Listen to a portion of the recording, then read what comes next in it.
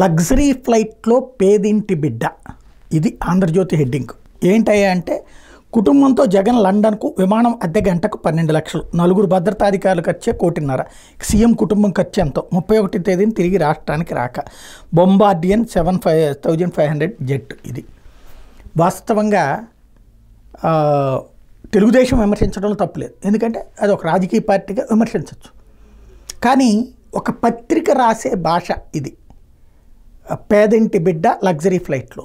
ఇంతకీ నేను పేదింటి బిడ్డను అన్నాడా జగన్మోహన్ రెడ్డి, లేకపోతే పేదల పక్షపాతిని అన్నాడా? పేదల కోసం సంక్షేమ పథకాలు ఇచ్చినటువంటి వాడిగా పేదవాళ్ళ కోసం నేను పేదవాళ్ళ తరపున పనిచేస్తానని చెప్తున్నాడు. పేదింటి బిడ్డనని చెప్పలా. నేను తినడానికి తిండి లేదు, బ్రతకడానికి గతి లేదు, చేతికి వాచి లేదు, నాకు కారు లేదు, నాకు సైకిల్ లేదు, నాకు ఇల్లు లేదని చెప్పలేదు అతను. అతనికి ఉన్నదేంటో క్లియర్గానే చెప్తున్నాడు.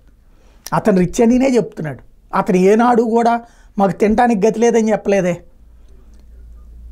ఇంకా ఆ పాయింట్ అన్నదానికి అర్థం ఉంటుంది. ఏది పత్రిక లేదు, టీవీ లేదంటే నేనే చెప్పా, అప్పుడు నేనే విమర్శించా. ఆయనకి పత్రిక లేకపోవడం ఏంటి, సాక్షి ఎవరిదే ఇంతకే అని చెప్పేసి.